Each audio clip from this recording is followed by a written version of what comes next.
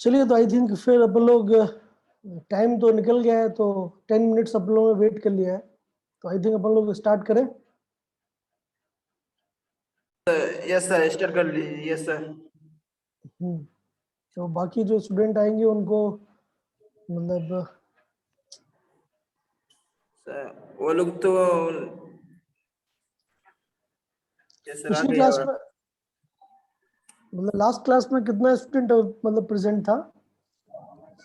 70 के आसपास थे। तो फिर वो लोग क्या मतलब सेशन छोड़ के चले गए क्या? उनको पता नहीं कनेक्टेड था नहीं हुए क्लास? सर। किधर घूम घूम के आ रहे हैं, क्या बोल रहे थे बाहर जाने के लिए, तो सब चले गए क्या बाहर? चलिए, तो एक बार अगर 45 कोई मतलब कोई वहां पे ऑफिस का कोई एडमिन हो तो आप उनसे बोलिए कि सारे स्टूडेंट को बुला ले और ज्वाइन करवाएं। Okay sir. उनका लॉस हो जाएगा अगर शुरुआत सर वाली चीजें। ग्रुप में लिंक दिया हुआ है सर। चलो, मैं एक बार ग्रुप में लिखता हूँ, रिक्वेस्ट करता हूँ। Yes sir. सर 47 पार्टिसिपेंट्स आ गए, बाकी यार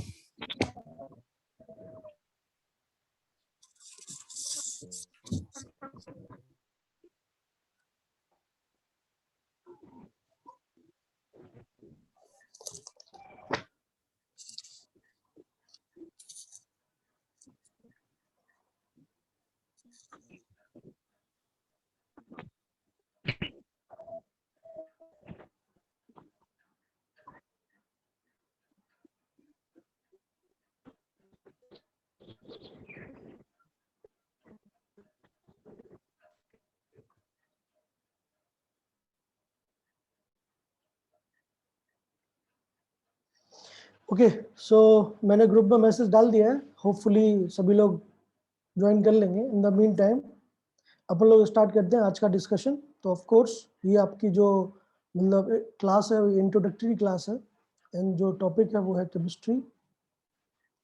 तो इंट्रोडक्टरी क्लास में हमें ये डिस्कस करना है कि हम कैसे अपने पूरे सेशन में कैसे आगे बढ़ेंगे, और जो भी हमारे गोल्स हैं, चाहे वो एनसीईआरटी हो, चाहे वो कोई भी कॉम्पिटिटिव एग्जाम हो, जेई हो, नीट हो, ठीक है, उनको हम कैसे मतलब उनके लिए एक प्रॉपर स्ट्रेटजी के साथ तैयारी करेंगे। तो आज की क्लास जो है वो काफ़ी इंट्रोडक्टरी है और काफ़ी मतलब आप लोगों के जो फ्यूचर प्लान्स हैं उनको मतलब बनाने के हिसाब से है। तो ऑफ कोर्स आपको आज की क्लास को थोड़ा सीरियसली लेना चाहिए। आगे की क्लासेस में फिर हम नॉर्मल जो भी स्टडी है वो तो हम करेंगे ही करेंगे, बट आज अपन लोगों को एक प्रॉपर प्लानिंग तो कर ही लेना चाहिए कि भाई कैसे हमें आगे आगे जाना है, ठीक है, सब्जेक्ट को कैसे समझना है, और फाइनली हमें अपने गोल्स तक कैसे रीच करना है। ठीक है, ओके ओके सर। सो इंट्रोडक्टरी क्लास में सबसे पहले तो हमें केमिस्ट्री के बारे में जानना चाहिए, क्योंकि हमारा जो टॉपिक है वो केमिस्ट्री है। तो आपको ये चीज हमेशा समझ में मतलब आनी चाहिए कि केमिस्ट्री एक ऐसी ब्रांच है साइंस की, so it is a branch of science which deals in analysis of experimental results. Okay, तो आपको समझ में आना चाहिए। आपने बहुत सारे सब्जेक्ट पढ़े होंगे, आप साइंस फील्ड के हैं तो आपने अलग अलग सब्जेक्ट के नाम पढ़े होंगे, ठीक है। फिजिक्स हो गया जो आप अभी आपकी थोड़ी देर पहले क्लास हुई है, ठीक है। केमिस्ट्री हो गया जो अभी आपकी क्लास अभी मैं लेने वाला हूँ, एंड मैथ हो गया, बायो हो गया। ये सब जो सब्जेक्ट हैं ये सब कलेक्टिवली साइंस कहलाते हैं, ठीक है। एंड साइंस का एक बहुत ही बेसिक सा आइडिया है कि हम किसी भी चीज को अगर हम सिस्टमेटिकली उनकी स्टडी करें, एनालाइज करें, ठीक है, और जो भी हमारे ऑब्जर्वेशन है उनको हम अगर क्लब करके एक पर्टिकुलर स्टडी को क्या कहते हैं बना लें, then that particular field is not as science. ठीक है, तो that means science is what, science is कि आप अपने आसपास की चीजों को देख के, जो भी आपके आसपास है, ठीक है, वो उन चीजों को देख के आप क्या क्या एनालिसिस कर सकते हैं, दिस इज साइंस। ओके, इनमें से कुछ साइंस के जो मतलब पोर्शन है, जैसे मैथ हो गया या फिजिक्स हो गया, ये ऐसे पोर्शन है जो कि क्या कहते हैं एब्सोल्यूट साइंस है। एब्सोल्यूट साइंस मतलब क्योंकि मैथ में जो बेसिस है वो कभी बदलते नहीं है। आप देख लीजिए, आपने 10th क्लास तक तो मैथ पढ़ी है, तो ऑफ कोर्स आपने जो भी टेबल याद की, जो भी 1 + 1 = 2 पढ़ा, दैट इज ऑलवेज कांस्टेंट, वो कभी चेंज नहीं हुआ। मतलब हजारों सालों से मैथ में कोई भी चेंज नहीं आया है।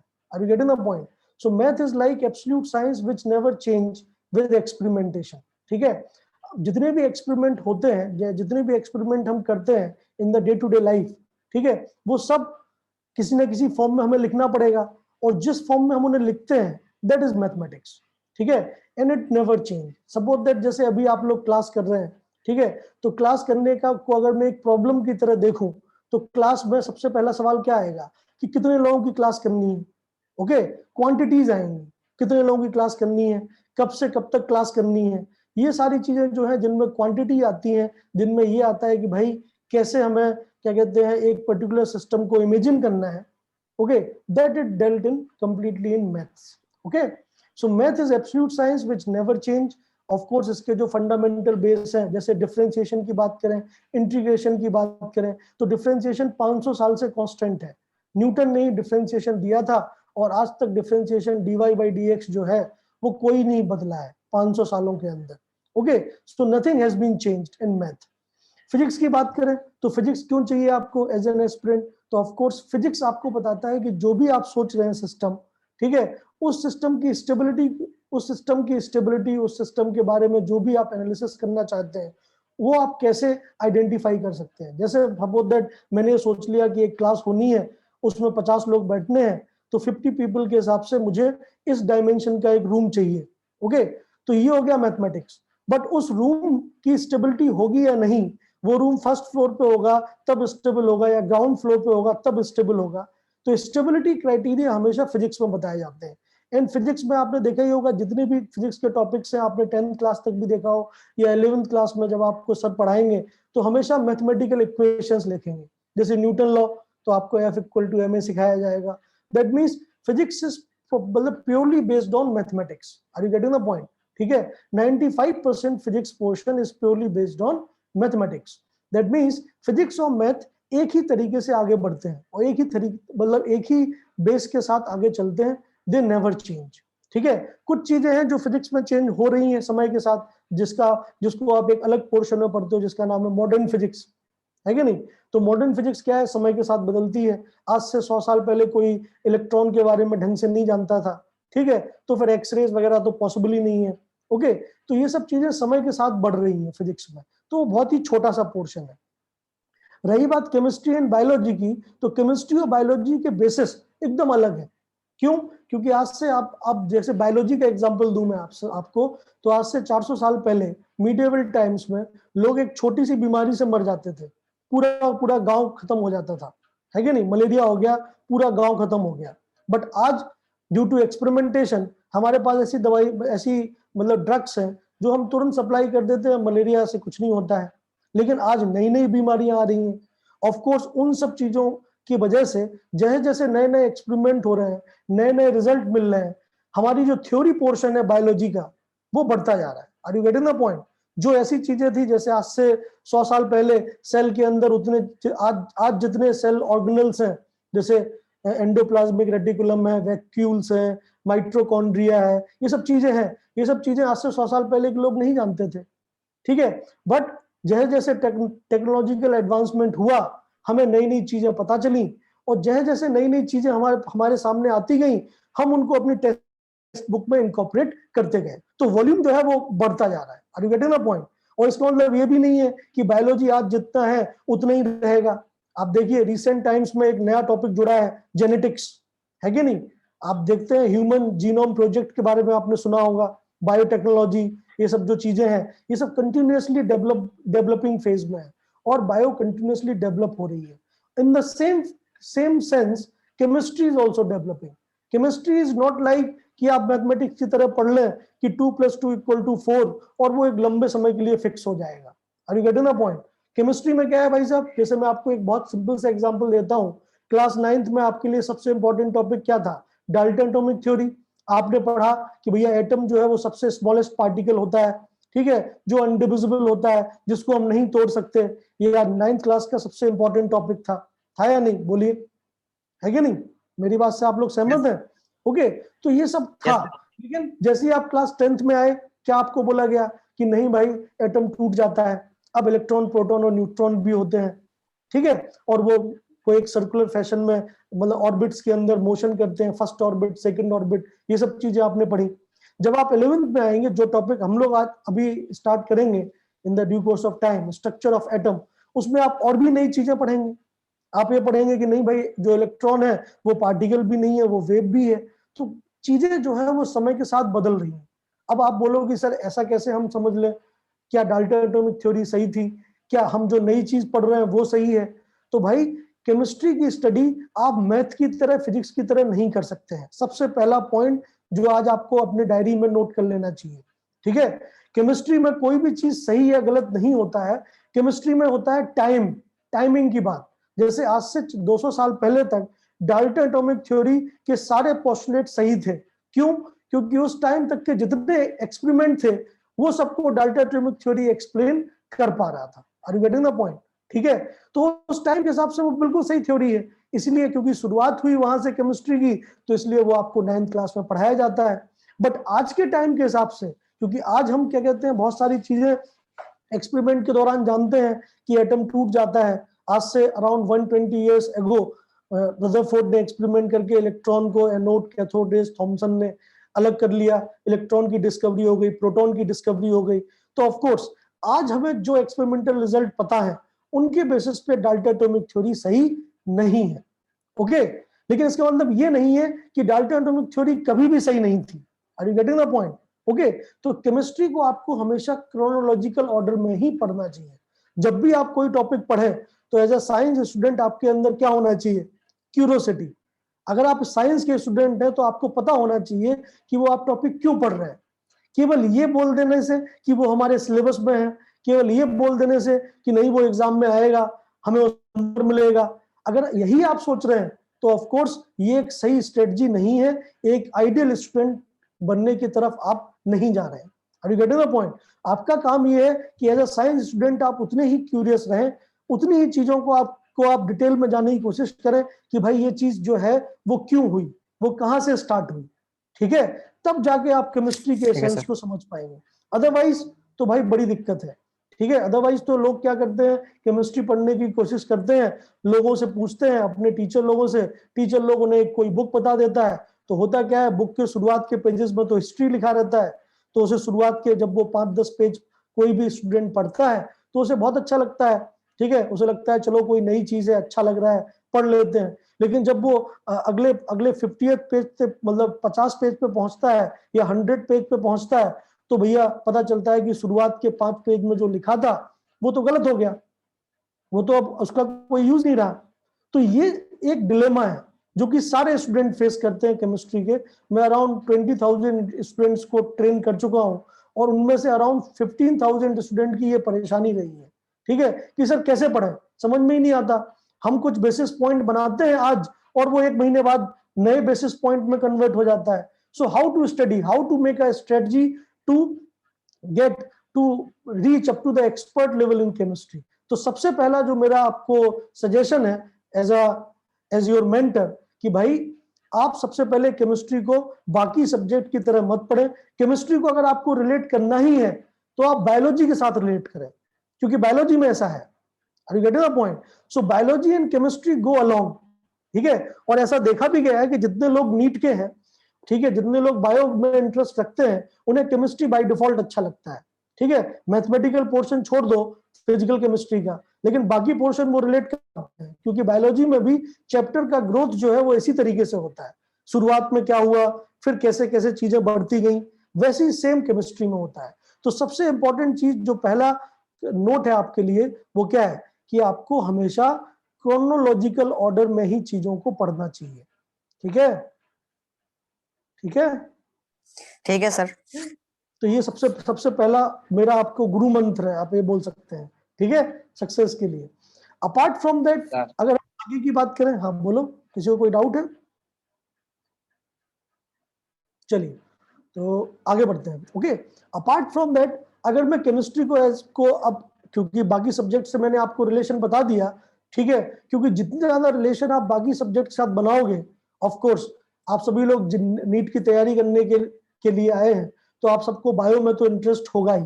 ठीक है, आप उसी बायो के इंटरेस्ट को केमिस्ट्री के साथ क्लब कर लीजिए, तो आपको केमिस्ट्री में भी बहुत अच्छा इंटरेस्ट हो जाएगा। ठीक है, are you getting the point? Physics के लिए तो नुमान सर है ही, तो नुमान सर ने तो आपको अपनी स्ट्रेटजी बताई होगी। ऑफ कोर्स फिजिक्स में भी आप बहुत अच्छा स्कोर करेंगे। ठीक है, बट केमिस्ट्री को आप बायो के साथ अलाइन करेंगे तो मैक्सिमम टॉपिक में, जैसे एक टॉपिक होता है केमिस्ट्री के, अगर मैं पार्ट्स की बात करूं तो ऑफ कोर्स जो आपका सिलेबस है क्लास 11th एंड 12th का, उसमें केमिस्ट्री को आप 3 मेजर पार्ट में डिवाइड कर सकते हैं। पहला पार्ट होता है फिजिकल केमिस्ट्री, आपने जरूर सुना होगा। ठीक है, अगला पार्ट होता है ऑर्गेनिक केमिस्ट्री, ये भी आपने खूब सुना होगा नाम, ऑर्गेनिक कंपाउंड्स, क्लास 9 से आप लोग सुनते आ रहे हैं। और लास्ट पार्ट होता है इनऑर्गेनिक केमिस्ट्री। ये 3 मेजर पोर्शन है केमिस्ट्री के। ठीक है, इनमें से मैं आपको अगर बताऊं तो फिजिकल केमिस्ट्री जो है वो पूरी तरह से क्वांटिटेटिव के ब्रांच है केमिस्ट्री की। क्वांटिटेटिव का मतलब क्या है? इसमें हमेशा आप यही निकालते रहते हो कि कितना हो गया, अगर मैंने 10 ग्राम कोई चीज ली तो कितना ग्राम बन गया। ठीक है, किसी रिएक्शन की रेट अगर इतनी है तो बताओ कितना रिएक्टेंट हुआ, कितना प्रोडक्ट हुआ। That means this is purely mathematical branch of chemistry. Are you getting the point? ठीक है, मतलब इसमें केवल फॉर्मूलेज होंगे जिनमें आपको खूब सारी प्रैक्टिस करनी पड़ेगी। समय के साथ किस टाइप से आप इसके ऊपर मतलब ज्यादा इफिशिएंटली काम कर सकते हैं वो हम बिल्कुल डिस्कस करेंगे। बट केमिस्ट्री को मेजरली 3 पोर्शन में डिवाइड किया गया है। One is physical chemistry which is quantitative, purely quantitative. That means it is the mathematical branch of chemistry, जिसमें आप हमेशा क्वांटिटीज के बारे में बात करते हो। ठीक है, फिर आता है इनऑर्गेनिक केमिस्ट्री। इनऑर्गेनिक केमिस्ट्री है पूरी तरह से क्वालिटेटिव ब्रांच। क्वालिटेटिव ब्रांच का मतलब क्या है?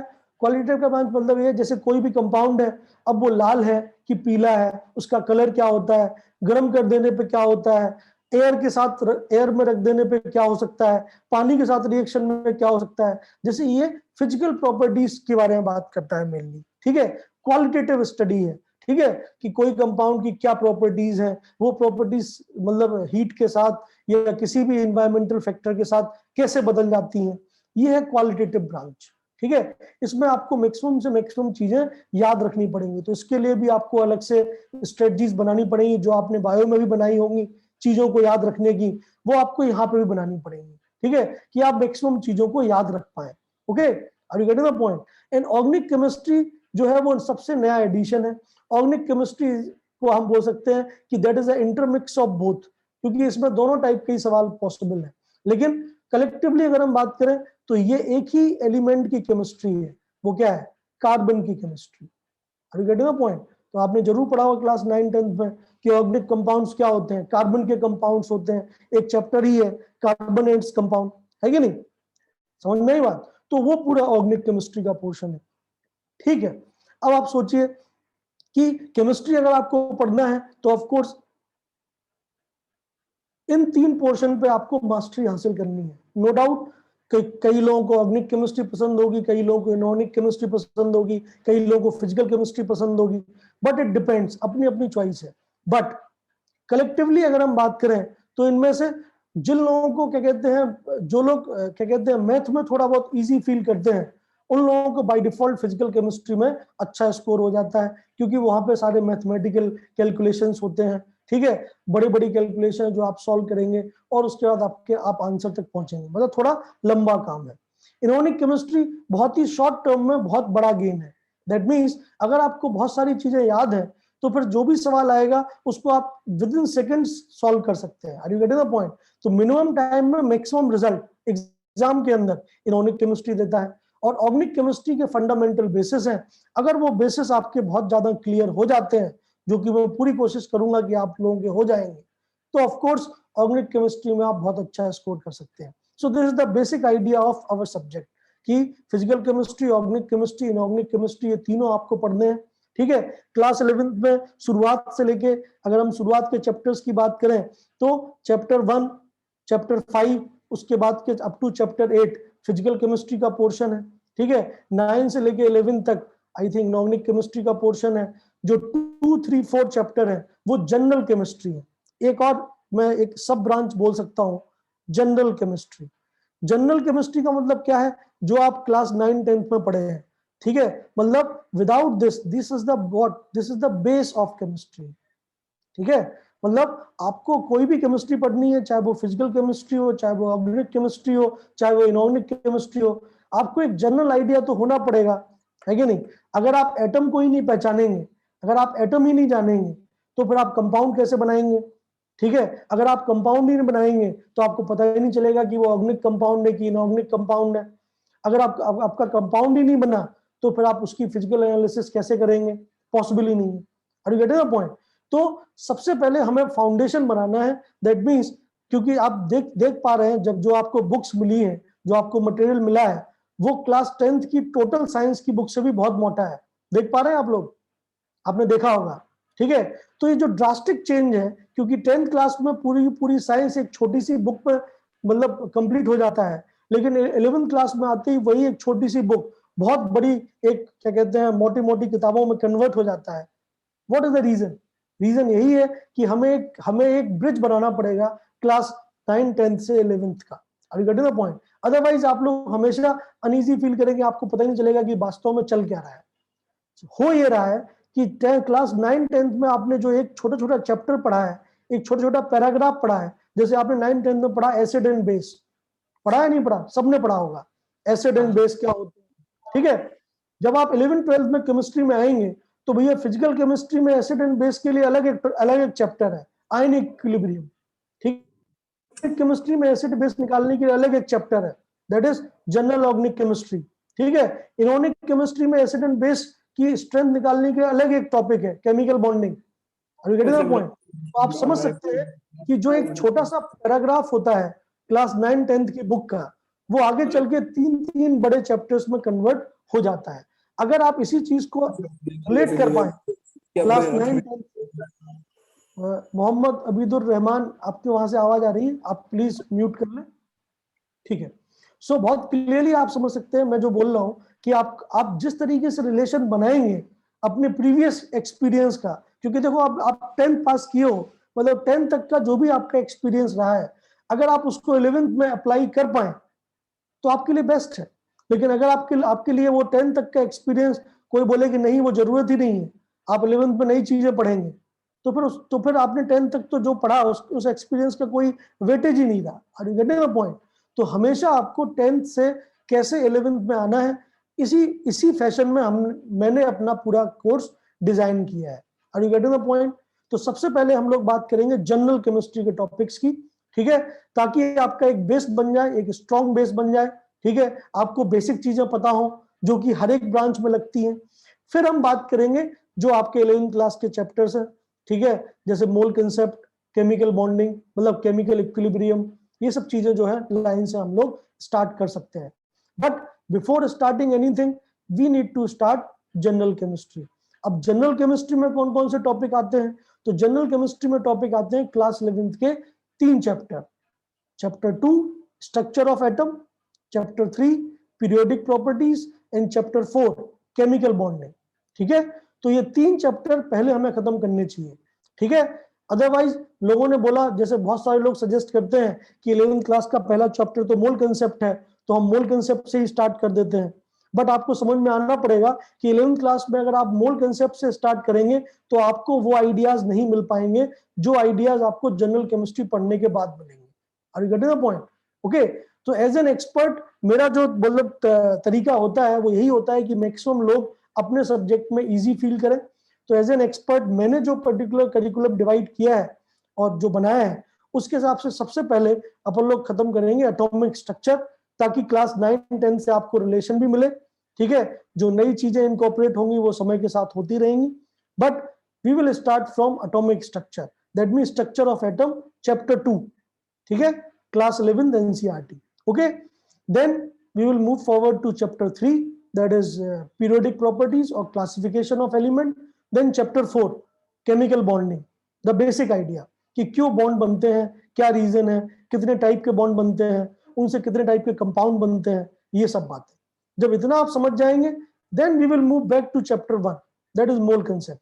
Okay, then you will feel much more comfortable in the chapter. Okay, अभी के लिए अगर हम डायरेक्ट मोल कंसेप्ट से स्टार्ट करेंगे, मैथमेटिक्स से स्टार्ट हो जाएगी. बहुत सारे लोगों को मतलब मैथमेटिक्स से नफरत है यहाँ पे, है कि नहीं? तभी ना आपने मैथमेटिक्स छोड़ के बायो लिया है, तो बहुत सारे लोग अनईजी फील करने लग जाएंगे. सो ऑफ कोर्स दिक्कत होगी उसमें. ओके, इतनी बात सभी लोगों को क्लियर है? किसी को कोई भी दिक्कत है प्लीज बताएं. किसी को कोई भी सवाल पूछना है रिगार्डिंग फिलॉसफी बिहाइंड द, मैं कहूँ कि study regarding the philosophy behind any subject or chemistry precisely, then you can ask. I am giving you 2 minutes. बोलिए. कोई भी स्टूडेंट को कोई भी मतलब बात मेरे से डिस्कस करनी है तो बताएं regarding the subject. Anyone? है किसी को? अरे भाई क्लास जो है वो 2 वे होनी चाहिए भाई साहब. अगर मैं बोलता रहूंगा, आप लोग कुछ बोलेंगे नहीं, तो मैं तो भाई बोर हो जाऊंगा यार, है कि नहीं? सर तो हम अपना बेस्ट कैसे दे सर केमिस्ट्री पे? वही मैं बोल रहा हूँ कि आपकी स्ट्रेटजी क्या होनी चाहिए कि आपको, हाँ मैं एक एक करके मतलब ले रहा हूँ. तो एक भाई साहब ने पूछा है कि केमिस्ट्री के लिए बेस्ट स्टडी क्या रहेगी. तो मेरा आपको यही बोलना है कि किसी भी एक आइडियल स्टूडेंट का, या जो, क्योंकि मैं खुद आईआईटी में पास हुआ हूं तो मैंने अपनी स्ट्रेटजी बनाई थी. स्ट्रेटजी किसी भी आइडियल स्टूडेंट की होनी चाहिए. जैसे अगर आप एक आइडियल स्टूडेंट है, देखो हर कोई ये बोलता है कि मेरा सिलेक्शन होगा, लेकिन कोई ये नहीं बोलता है, मतलब सिलेक्शन उनका अधिकार है, हक है, लेकिन कोई ये नहीं बोलता है कि उनके खुद की क्या रिस्पॉन्सिबिलिटीज है. Are you getting the point? तो एज एन स्टूडेंट आपकी रिस्पॉन्सिबिलिटी ये है, एक आइडियल स्टूडेंट बनने के लिए सबसे पहले जब भी आप क्लास करने आ रहे हैं, आपको प्री प्लानिंग करनी चाहिए. प्री प्लानिंग का मतलब क्या है कि जो भी टॉपिक स्टार्ट होगा वो आपको पिछली क्लास में बता दिया जाएगा. ठीक है कि भैया ये टॉपिक हम अगली क्लास में पढ़ेंगे. ठीक है, तो नेक्स्ट क्लास का जो टॉपिक है उसकी आप स्टडी करके जरूर आए क्लास में. ये आपके एक दिन पहले का काम है. जैसे कल अगर क्लास है तो आज मैं आपकी क्लास जब खत्म करूंगा तो मैं आपको कुछ ना कुछ बोलूंगा कि अगली क्लास में हम लोग ये पढ़ेंगे. ठीक है, अभी गेट माय पॉइंट. तो आपका काम क्या है कि जैसी क्लास खत्म हो आप घर पे जाएं. ठीक है, जब भी आपका स्टडी टाइम हो, आप सबसे पहले नेक्स्ट क्लास का जो टॉपिक है उसको आप एक बार रीडिंग लगा लीजिए. आपको समझ में आए या ना आए, आप रीडिंग लगा लीजिए, ताकि कुछ ऐसे टर्म्स आपके दिमाग में स्टोर हो जाएंगे. जैसे मान लेते हैं मैं बोलूं कि अगली क्लास में केमिकल बॉन्डिंग पढ़ना है. ठीक है, लेट्स अज्यूम कि आपको केमिकल बॉन्डिंग का कुछ भी नहीं आता है, बट स्टिल आपने अगर एनसीईआरटी का पहले 2 पेज पढ़ लिए तो आपको इतना तो क्लियर होगा कि केमिकल बॉन्डिंग में आयनिक बॉन्ड नाम की एक चीज होती है, कोवलेंट बॉन्ड नाम की एक चीज होती है. ठीक है, ऑल्दो मुझे समझ में नहीं आया लेकिन होती है. Are you getting the point? ठीक है, तो जब आप नेक्स्ट क्लास में और मैं उसे एक्सप्लेन करूंगा आयनिक बॉन्डिंग को, तो आपको ज्यादा साइकोलॉजिकली कनेक्ट फील होगा. आपको लगेगा कि हाँ यार ये टॉपिक मैंने पढ़ा था, समझ में नहीं आया, अब समझ में आया. ओके, ये पहला स्टेप है. This is step 1. ठीक है, उसके बाद स्टेप 2 क्या? स्टेप 2 है in the class. In the class आपको क्या करना चाहिए भाई? इन द क्लास आपको प्रॉपर नोट्स बनाने चाहिए. नोट्स कैसे? कि जो भी चीजें टीचर बोल रहा है, क्योंकि बहुत सारी चीजें क्या होती हैं नोट्स में आपको मॉड्यूल में नहीं मिलेगा. ठीक है, वो टीचर मुंह से बोलता है. ठीक है, जैसे मान लेते हैं किसी चीज को कैसे कनेक्ट करना है. ठीक है, ये टीचर क्लास में आके बोलेगा, तो आपका काम है कि उस चीज को आप जरूर नोट करें. Are you getting the point? क्यों? क्योंकि जब आप रिवीजन करेंगे, जब आप आगे चल के जब एग्जाम के 1 महीना बचेगा और आप रिवीजन करेंगे, तब ये नोट्स ही आपके काम आएंगे. Are you getting the point? ये लंबी दूरी की स्ट्रेटजी है. एंड उसके बाद फाइनल आपका तीसरा काम है आइडियल स्टूडेंट का कि आफ्टर द क्लास वो जितना भी होमवर्क मिला है वो खत्म करे और अगली क्लास की तैयारी करे. सो सारा होमवर्क जितना भी आपको क्लास वर्क मिला है उन सबको खत्म करे और नेक्स्ट क्लास पे चला जाए. अगर आप ये स्ट्रेटजी अगले 1-2 साल तक फॉलो करते हैं तो मैं गारंटी देता हूं कि आप में से सभी लोग डॉक्टर या इंजीनियर बनेंगे. ठीक है, मैं देखता हूं कि ठीक है सर। शुरुआत में लोग क्या होता है, जोश ज्यादा होता है तो शुरुआत में तो लोग काम करता है, ठीक है, लेकिन समय के साथ क्या है कि आदमी फिर धीमे धीमे काम करना छोड़ देता है, ठीक है। एक महीने बाद मेरे को रिजल्ट मिलता है 0, कोई कुछ नहीं कर रहा, तो फिर से उन्हें जगाना पड़ता है।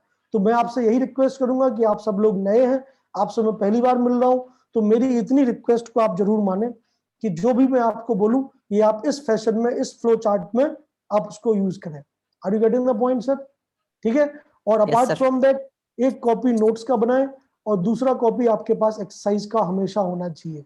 ये नहीं कि आपको जो होमवर्क दिया है आप केवल मुंह से बोल दे कि हाँ सर हो गया, हमने तो सब कर लिया सर, ठीक है। बहुत सारे लोग ऐसे बोल देते हैं सर सब सब हो गया, और मैं पूछता हूँ भाई कहाँ है कॉपी दिखाओ, सर कॉपी लाना भूल गए, सर कॉपी कहीं और है।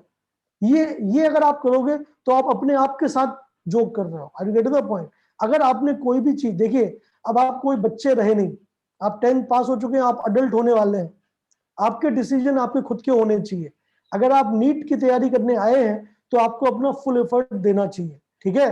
अगर आप नहीं देंगे, आप ऐसे बगल से जाने की कोशिश करेंगे कि नहीं सर बस सब हो गया है, सब समझ में आ रहा है, कोई दिक्कत नहीं है, आप कोई फीडबैक ही नहीं दोगे, ना आप कोई डेवलपमेंट फेज में जाओगे, तो भाई फाइनली नुकसान पूरे ओवरऑल सिस्टम का है, आपका सबसे ज्यादा है, क्योंकि आपका तो मतलब फ्यूचर है भाई। और यू गेटिंग द पॉइंट? तो इन चीजों को आप जरूर इनकॉर्पोरेट करिए, नोट्स कॉपी बनाइए, एक्सरसाइज कॉपी बनाइए, एक्सरसाइज को सीरियसली लीजिए, जो भी आपका टीचर बोले किसी भी सब्जेक्ट का हो वो, ठीक है, उसने जो भी होमवर्क दिया है उसको सीरियसली और सिंसियरली लीजिए। Are you getting the point? सारे टीचर क्या है, बहते हुए झरने हैं, उनके पास बहुत ज्ञान है, ठीक है, सब अपनी अपनी फील्ड में एक्सपर्ट है, ठीक है। अब वो आपके ऊपर डिपेंड करता है कि आप झरने के पास जाएं और बोले कि है मेरे को नहीं नहाना, मेरे को नहीं लेना पानी, I am more than enough, ठीक है। आपके ऊपर है कि आप उससे एक बकेट भरते हो या एक ड्रम भरते हो या खुद को पूरी तरह से सेचुरेटेड बना लेते हो, इट्स अप टू यू, ठीक है। आप जितने डाउट पूछेंगे, जितना क्लास में आप मतलब टेक पार्ट करेंगे, उतनी ज्यादा आपका भी डेवलपमेंट होगा। और यू गेटिंग द पॉइंट? ठीक है, और क्लास ठीक है को सर। हमेशा 2 वे के हिसाब से बात करिए। दैट मीन्स जो भी है आपके डाउट है, आप ये मत सोचिए कि बगल वाला क्या सोच रहा है। देखो भाई, बगल वाला तो यही सोच रहा है आपका सिलेक्शन ना हो, मेरा हो जाए, कंपटीशन इसी को बोलते हैं, ठीक है। तो बगल वाले के चक्कर में मत रहिए कि भाई बगल वाला ये मैं सवाल पूछूंगा तो बगल वाला क्या सोचेगा मेरे बारे में, नहीं।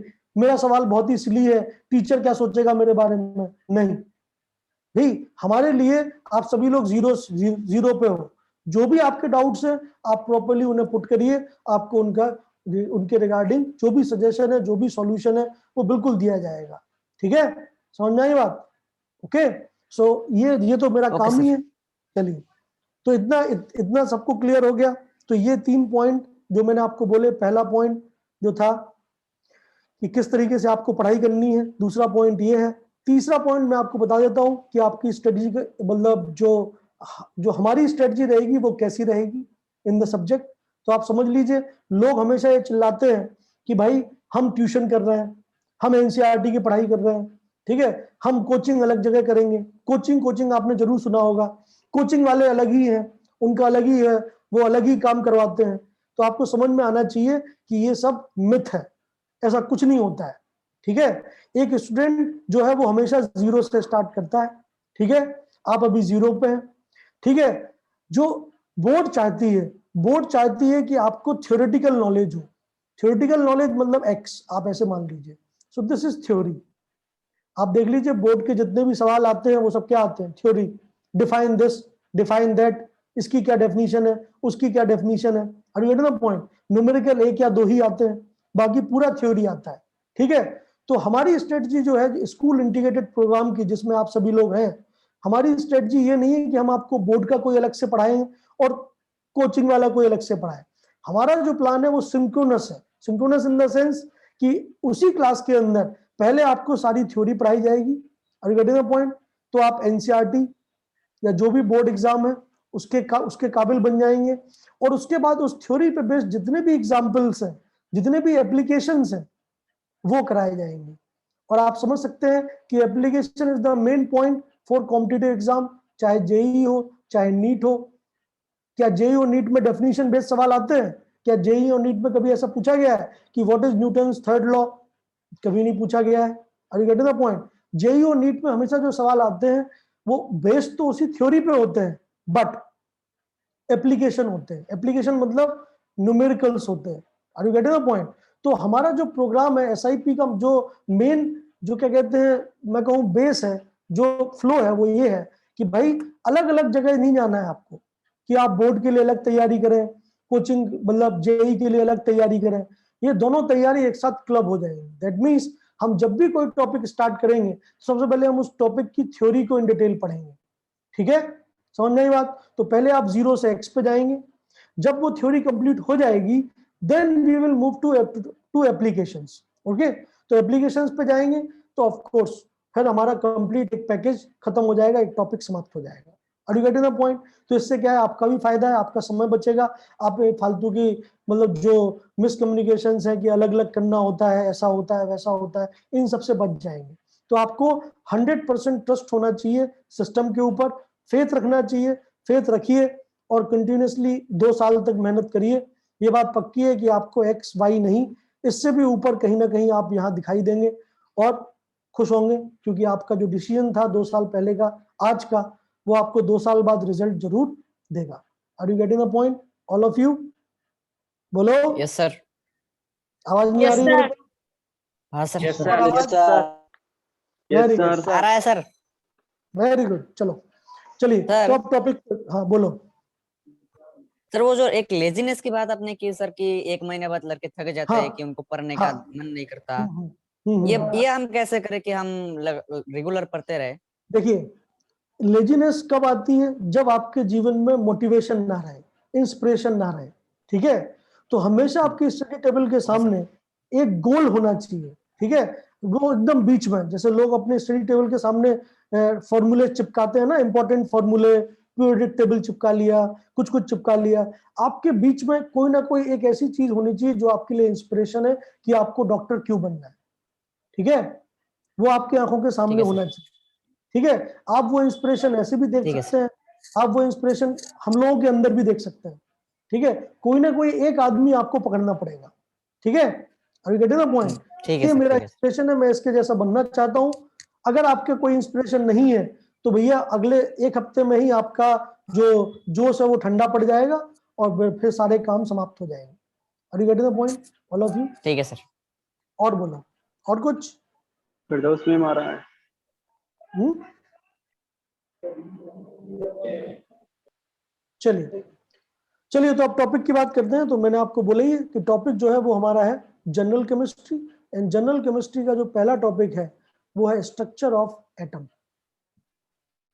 ठीक है, आप सभी लोगों को मतलब आप सभी लोगों के पास एनसीईआरटी तो है ही, और आप सभी लोगों को मॉड्यूल भी मिला है। ठीक है, आज का आपका काम यही है। आज मैं जितनी बातें बोल रहा हूं वो तो आप सुन लीजिए, मैं आपको खूब डिटेल में समझा रहा हूं।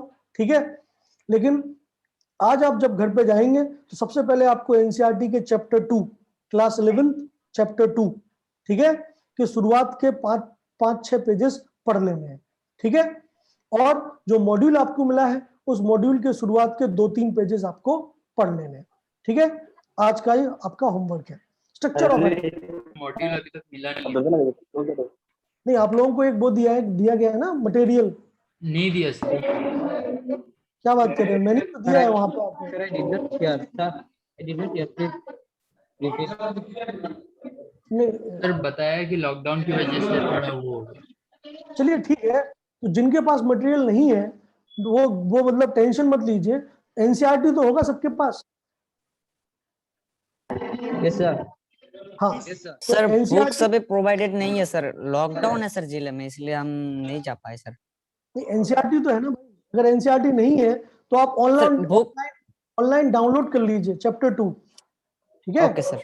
ऑनलाइन क्या कहते हैं, एनसीईआरटी की साइट है, आप बस गूगल पे लिख दीजिएगा एनसीईआरटी स्ट्रक्चर जी of sir. Atom chapter 2 class 11 PDF. ठीक है, तो ठीक है आपको सर। बढ़िया ठीक है पीडीएफ सर। मिलेगा एनसीईआरटी का, ठीक वो है। आप डाउनलोड कर लीजिए। 1 MB से भी छोटा होगा, और उसको आप ठीक है शुरुआत सर। के 4-5 पेजेस पढ़िएगा।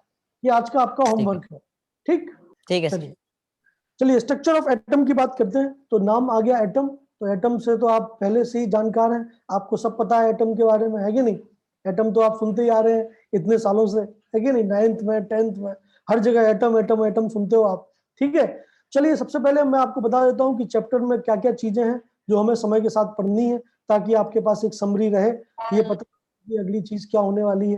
तो स्ट्रक्चर ऑफ एटम में सबसे पहले आज अपन लोग बेसिक इंट्रोडक्शन की बात करेंगे कि भाई एटम क्या होते हैं, ठीक है, एटम को हम कैसे आइडेंटिफाई करें, ठीक है, क्या क्या चीजें हैं, क्लासिफिकेशन क्या है जनरल किसी भी मैटर का, ठीक है। इंट्रोडक्शन के बाद अगला जो टॉपिक होगा वो होगा डिस्कवरी ऑफ सब एटॉमिक पार्टिकल्स, ठीक है। सब एटॉमिक पार्टिकल्स में आप जानते ही हैं, बताइए कितने पार्टिकल होते हैं सब एटॉमिक पार्टिकल? बहुत सारे होते हैं। आपने जो भी लोग जनरल नॉलेज की थोड़ी बहुत भी जनरल नॉलेज रखते हैं उन्हें पता है इलेक्ट्रॉन, प्रोटॉन, न्यूट्रॉन तो होते ही होते हैं, न्यूट्रिनो, पॉजिट्रॉन, क्वार्क्स, पता नहीं क्या क्या होता है कि नहीं। तो बहुत सारे पार्टिकल होते हैं, लेकिन जो फंडामेंटल सब एटॉमिक पार्टिकल है वो तीन ही है। कौन कौन से? Electron, proton and neutron. तो इलेक्ट्रॉन, प्रोटॉन और न्यूट्रॉन इस दुनिया में कैसे आए, उनको हमने कैसे खोजा, इन सब की बात होगी। आफ्टर दैट हम बात करेंगे स्ट्रक्चर ऑफ एटम की, या इसी को हम बोल सकते हैं एटॉमिक मॉडल्स की। जैसे हमें पता चला कि एटम के अंदर इलेक्ट्रॉन, प्रोटॉन और न्यूट्रॉन होते हैं, तो भाई अब ये पता होना चाहिए कि वो कहाँ होते हैं, ठीक है। इलेक्ट्रॉन कहाँ पाए जाते हैं एटम के अंदर, प्रोटॉन कहाँ पाए जाते हैं, न्यूट्रॉन कहाँ पाए जाते हैं, स्ट्रक्चर ऑफ एटम क्या है। तो अलग अलग लोगों ने अलग अलग मॉडल्स दिए समय के साथ। कुछ मॉडल फेल हो गए, कुछ पास हो गए, कुछ एक पर्टिकुलर क्राइटेरिया पे पास हुए। तो धीमे धीमे करके हमें वो सारे मॉडल पढ़ने हैं। शुरुआत होगी रदरफोर्ड मॉडल से, फिर हम धीमे धीमे आगे जाएंगे बोर्ड्स मॉडल, बोर्ड्स मॉडल के बाद फिर हम आगे जाएंगे डुअल नेचर ऑफ मैटर में। तो यहाँ पे जो सबसे इंपॉर्टेंट टॉपिक है, जो हमें आपके सिलेबस के हिसाब से और एग्जाम पॉइंट ऑफ व्यू सबसे ज्यादा इंपॉर्टेंट है, वो है बोर्ड्स मॉडल ऑफ एटम। ये हमें बिल्कुल पढ़ना है, दिस इज वेरी इंपॉर्टेंट, ठीक है। इसके बाद हमें एक जो अगली बात करनी है वो है स्पेक्ट्रम की, और उसमें भी सबसे ज्यादा इंपॉर्टेंट है hydrogen spectra. That means hydrogen spectrum, absorption, emission spectrum की बात करेंगे, ठीक है, जिसमें अलग अलग सीरीजेस आएंगी। वो बिल्कुल बहुत ही अच्छा टॉपिक है। देन हम बात करेंगे finally dual nature of matter की, wave mechanical model of atom.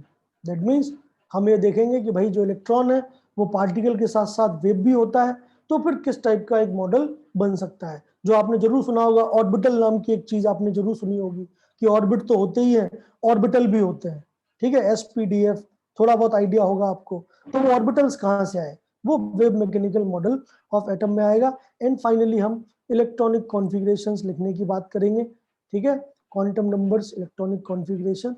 तो these are the important topic and flow of the chapter. So chapter का flow या summary ये है, ठीक है, क्लियर, ओके। आपको एक एक मतलब फ्लो चार्ट कि भैया कैसे चैप्टर खत्म होगा, कितनी क्लास में खत्म होगा, कब तक ये चैप्टर चलेगा, और कितने इसके हिसाब से आपको डेली प्रैक्टिस प्रॉब्लम्स मिलेंगी, उसका एक पूरा का पूरा चार्ट अगले 15 दिन का आपको आज ही मिल जाएगा। जब क्लास मेरी खत्म होगी तो उसके बाद आपको 4 डॉक्यूमेंट मिलेंगे, ठीक है। ये डॉक्यूमेंट वाला काम मेरा ही है, रिसर्च एंड डेवलपमेंट वाला, आप लोगों के ऊपर रिसर्च और आप लोगों के डेवलपमेंट का काम मेरा है। तो आपको 4 डॉक्यूमेंट मिलेंगे। एक मिलेगा फिजिक्स का डीपीपी, जो आज आप लोग सॉल्व करेंगे आज की क्लास में जो हुआ उसके बेसिस पे। एक मिलेगा केमिस्ट्री का डीपीपी, जो आज और कल की क्लास पे बेस्ड होगा, अगली क्लास पे। एक मिलेगा आपको फिजिक्स का कोर्स प्लान अगले 15 दिन का, और एक मिलेगा केमिस्ट्री का कोर्स प्लान अगले 15 दिन का, ठीक है। हर महीने का प्लान जो है वो आपको मिलता जाएगा, ठीक है, समय के साथ, ओके। तो ये है चीजें। चलिए तो स्टार्ट करते हैं। सबसे पहला टॉपिक दैट इज इंट्रोडक्शन। तो बताइए, सबसे पहले हम लोगों को बात करनी है कि एटम जो है वर्ड वो क्या होता है। तो कौन बताएगा एटम क्या होता है? That is introduction.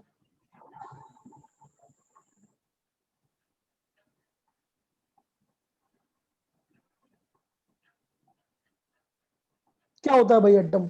कई लोग बोले सर एटम ये होता है, कई लोग बोलेंगे नहीं सर एटम तो हमने क्या कहते हैं न्यूक्लियर केमिस्ट्री में देखा है, ऐसे ऐसे ऐसे ऐसे होता है, एक इलेक्ट्रॉन यहाँ, एक इलेक्ट्रॉन यहाँ, एक इलेक्ट्रॉन यहाँ, ऐसा होता है, ठीक है।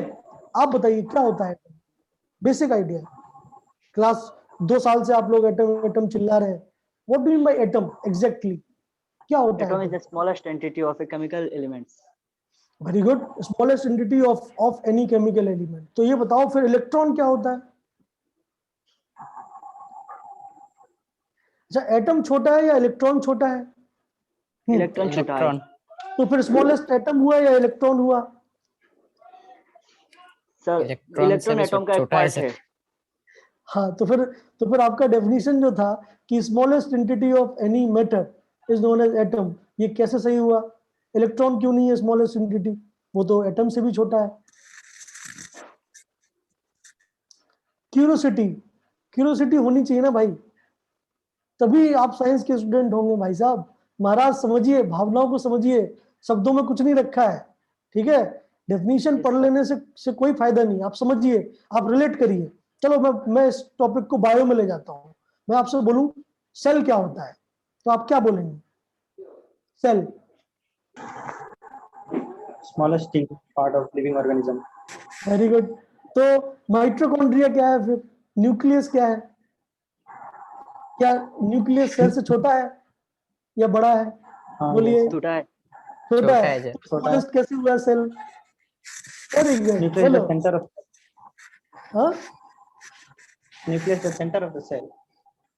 तो छोटा क्या है? चलो मैं बोल रहा हूँ, चलो माइटोकॉन्ड्रिया। चलो माइटोकॉन्ड्रिया तो सेंटर में नहीं है, कॉर्नर में है। चलो बताओ, माइटोकॉन्ड्रिया छोटा है या सेल छोटा है? माइटोकॉन्ड्रिया छोटा है। माइटोकॉन्ड्रिया। Mitochondria. तो फिर सेल स्मॉलेस्ट एंटिटी कैसे हुआ लिविंग ऑर्गेनिज्म का? बताइए सर।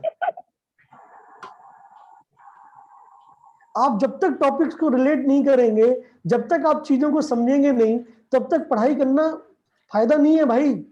समझ में आना चाहिए। आप बताओ, आपकी जो डेफिनेशन थी वो मैंने गलत प्रूव कर दिया, लेकिन आपने कभी इस डायरेक्शन में सोचा ही नहीं। आपने तो बोला कि भाई सर ने ये लिखवाया है, किताब में ये लिखा है, हम तो पढ़ लेगा, हम तो रट लेगा, याद कर लेगा। ठीक है, आप बताइए सेल क्यों स्मॉलेस्ट है, किस सेंस में स्मॉलेस्ट है? सेल इस सेंस में स्मॉलेस्ट है कि उसका खुद का एक एग्जिस्टेंस है, उसका खुद का एक फंक्शन है। Are you getting the point? Cell is the smallest functional unit of life. समझ में आ रही बात? Functional. सेल के जो ऑर्गेनल्स हैं उनका खुद का एग्जिस्टेंस नहीं है, वो सेल के अंदर ही एग्जिस्ट कर सकते हैं। Are you getting the point? मैं क्या समझाना चाहता हूँ? Yes. तो आप बायोलॉजी से रिलेट करिए ना एटम को। जैसे बायो वाले लोग बोलते हैं सेल के बारे में बड़ी बड़ी बातें, है कि नहीं? तो हम केमिस्ट्री वाले लोग नहीं बोलेंगे एटम के बारे में बड़ी बड़ी बातें, है कि नहीं? हमारा भी तो सर अधिकार बोलेंगे है। सर। हाँ बिल्कुल बोलेंगे। तो मैं यही बोल रहा हूँ आपसे, no doubt atom is very small, no doubt आप एटम को नहीं देख सकते अपनी आंखों से, माइक्रोस्कोप में भी बहुत दिक्कत है एटम्स को देख पाना, ठीक है? बट अगर मैं एटम्स की बात करूं तो आपको ये बोलना चाहिए कि केमिस्ट्री के पॉइंट ऑफ व्यू से atom is the smallest functional unit. Are you getting the point? Function है उसका। Yes sir. अकेले इलेक्ट्रॉन का, अकेले प्रोटॉन का, अकेले न्यूट्रॉन का कोई फंक्शन नहीं है, कोई एग्जिस्टेंस नहीं है। आप सब जानते हैं कि इलेक्ट्रॉन की हाफ लाइफ होती है, इलेक्ट्रॉन बीम अपने आप खत्म हो जाती है, कैथोड रेज हाफ लाइफ होता है, न्यूट्रॉन अपने आप खत्म हो जाते हैं। समझ में आई बात? लेकिन एटम जो है वो इटर्नल है, वो कभी खत्म नहीं होता। Are you getting the point? हाँ, वो अलग बात है कि न्यूक्लियर रिएक्शन के दौरान फ्यूजन हो सकता है, फिशन हो सकता है, बट एटम की एग्जिस्टेंस इटर्नल है आपके लिए। समझ में आई बात? क्योंकि फिशन और फ्यूजन के लिए जो एनवायरनमेंट चाहिए वो एनवायरनमेंट अर्थ पे नहीं है कि नहीं? Sir Are you getting the point? हाँ बोलो। सर तो हम एटॉम का जो डेफिनेशन है तो वो कैसे देंगे? एटम का डेफिनेशन में वही तो बोल रहा हूँ, जैसे आप सेल का डेफिनेशन देते हो ना, एक टर्म जोड़ देते हो, फंक्शनल जोड़ते हो ना, वही चीज आपको यहाँ पे जोड़नी पड़ेगी कि atom is the smallest functional unit, ठीक है, in okay sir. Of the matter which take part during chemical reaction. भाई बायोलॉजी में फंक्शन क्या है? Biological function. केमिस्ट्री में फंक्शन क्या है? Chemical reaction. समझ में आई बात? तो एटम वो सबसे Okay, sir. छोटे मतलब लोग हैं जो आपस में डील करते हैं कि हाँ भाई आओ बॉन्ड बनाते हैं। डिसीजन कौन लेता है? डिसीजन इलेक्ट्रॉन नहीं लेता है, डिसीजन लेता है सोडियम एटम। एटम। भाई मैं तुम्हें अपना एक इलेक्ट्रॉन दूंगा, क्लोरीन बोलता है ठीक है मैं तुम्हारा इलेक्ट्रॉन ले लूंगा। तो ये डिसीजन मेकिंग का पार्ट कौन है? एग्जिस्टेंस में कौन है? Sodium Atom. और क्लोरीन। समझ में? Atom. So what will be the definition then? Definition will be sir atom is the smallest functional unit. बिल्कुल सही बात है, ठीक है, सो एटम की जो डेफिनेशन है वो है smallest functional unit. And what do mean functional exactly? Functional का मतलब क्या है कि which can take part during what? Chemical change. समझ में आई बात? बायोलॉजी के लिए यही सेम चीज, यही सेम प्रिंसिपल को आप बायोलॉजी में घुसा दीजिए सेल में, कभी आपका आंसर गलत नहीं होगा। Are you getting the point? तो जब आप दोनों चीजों को रिलेट कर लोगे तो आप जिंदगी में कभी नहीं भूलेंगे। जैसे आज के बाद आप एटम की डेफिनेशन कभी नहीं भूलेंगे।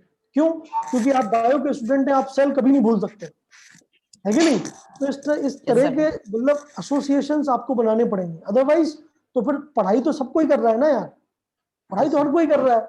अगर मैं पढ़ाई की बात करूं तो ऐसी क्लासेस तो हर जगह चल रही हैं, पढ़ाई हर कोई कर रहा है। नीट में 15 लाख लोग फॉर्म भरते हैं, 5 लाख लोग चलो कुछ नहीं करते होंगे, 10 लाख लोग तो पढ़ाई कर रहे हैं, लेकिन उतनी सीटें नहीं है। सिलेक्शन उन्हीं का होगा जो क्यूरियस होगा, जो समझेगा, जो जो जो इन डेप्थ नॉलेज रखेगा। ठीक है, तो केवल नाम की पढ़ाई मत करिए, काम की पढ़ाई करिए, ठीक, जो लंबे समय तक चले। ओके, ठीक है सर। अब एटम अगर ये डिफाइन हो गया तो ये बताओ एलिमेंट क्या होता है फिर? एलिमेंट एक और टर्म है, आपने बार बार सुना होगा, एलिमेंट। क्या डिफरेंस है एटम और एलिमेंट में? Group of atoms, group of atoms. अच्छा, मैं अगर आयरन का एक अकेला सिंगल एटम ले लूं तो क्या मैं उसे आयरन का एलिमेंट नहीं बोल सकता? हाँ बोल सकते हैं सर। तो फिर क्या क्या क्या क्या डिफरेंस है? एटम वही है, एलिमेंट वही है।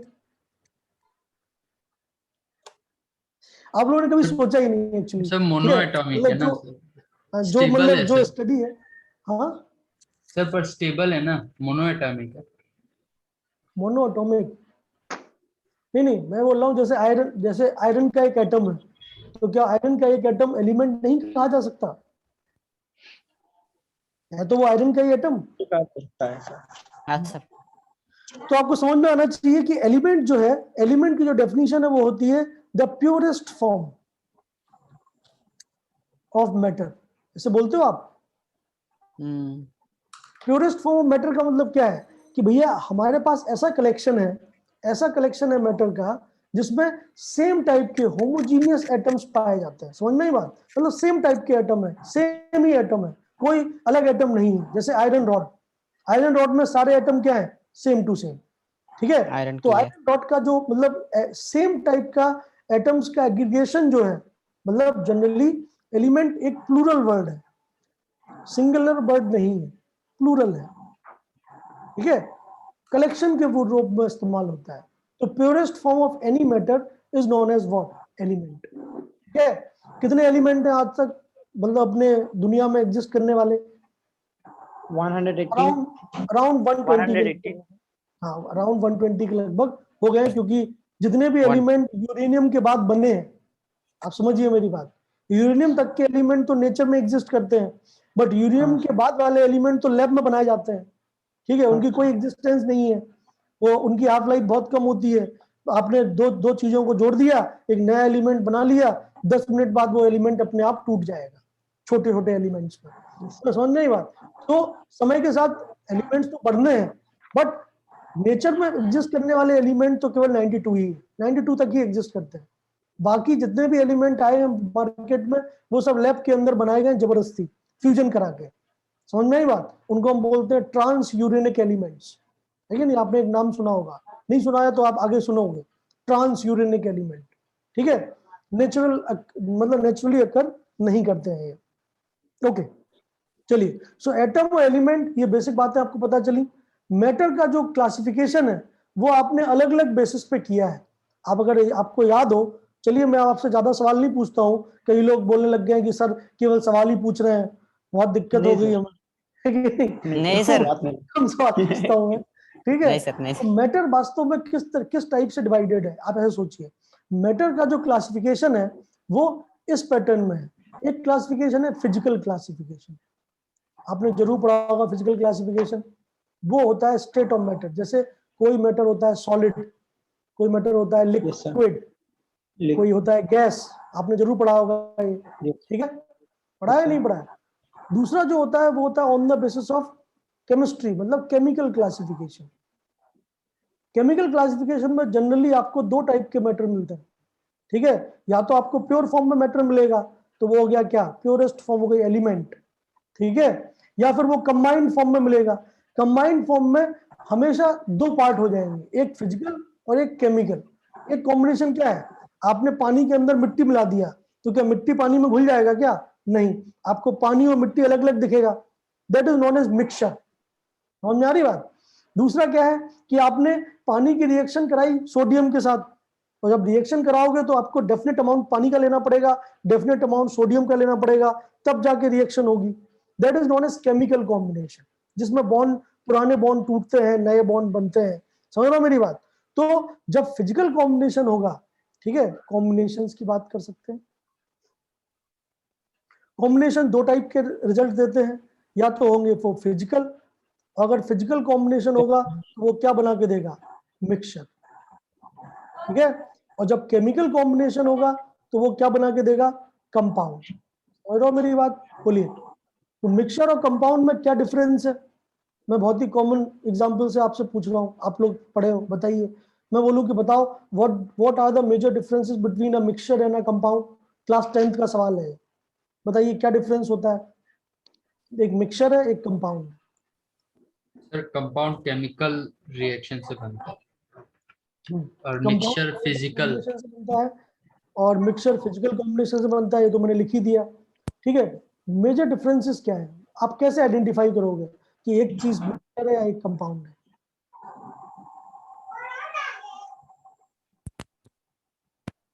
सर सर मिक्सचर में लाइक क्या वो जो का वो एलिमेंट्स है उसका अपना अपना प्रॉपर्टीज होता है और कंपाउंड्स में एक नया प्रॉपर्टी बन के आता बिल्कुल सही बात है, एग्जाम्पल जिससे समझते हैं, जितने लोगों को समझ में नहीं आया वो लोग ऐसे समझिए। जैसे मान लेते हैं मेरे पास एक सिलेंडर है, मतलब एक एक वेसल है जिसमें हाइड्रोजन गैस भरा है, ठीक है, और मेरे पास एक दूसरा वेसल है इसमें ऑक्सीजन गैस भरा है। मैं इन दोनों दोनों मतलब एलिमेंट्स को, ये सब हाइड्रोजन और ऑक्सीजन के एलिमेंटल फॉर्म ही है, ठीक है। मैं इन दोनों को ठीक दो है। टाइप से कंबाइन कर सकता हूँ। एक टाइप क्या है, मैंने फिजिकली कंबाइन कर दूं, मतलब मैं इन दोनों को एक वेसल में डाल दूं फिजिकली, ठीक है। उसमें कुछ भी हो सकता है, मैंने V1 वॉल्यूम किसका डाल दिया, हाइड्रोजन का, और V2 वॉल्यूम, वॉल्यूम मतलब लीटर, कुछ भी, ऑक्सीजन का। तो ये जो पर्टिकुलर चीज है ये क्या है, मिक्सचर है। कैसे पता चला, क्योंकि हाइड्रोजन की भी प्रॉपर्टी इसके अंदर है और ऑक्सीजन की भी प्रॉपर्टी इसके अंदर है, ठीक है। हाइड्रोजन और ऑक्सीजन गैस का मिक्सचर हाईली फ्लामेबल है, थोड़ा सा भी हीट मिलेगा तुरंत जल जाएगा, मतलब उसके अंदर एक फ्यूल भी है। हाइड्रोजन क्या होता है, फ्यूल, और ऑक्सीजन क्या होता है, सपोर्टर। आपको पता है बिना ऑक्सीजन के कहीं आग आग नहीं लगती, ठीक है। तो ऑक्सीजन चाहिए अगर आपको कभी भी फ्यूल जलाना है तो, ठीक है। आप कोई भी फ्यूल जलाते हो तो ऑक्सीजन चाहिए, अगर ऑक्सीजन नहीं है तो वो फ्यूल में कंबशन होगा ही नहीं, जानते हो ना आप बेसिक बात, ठीक है। इवन आपकी बॉडी के अंदर भी है।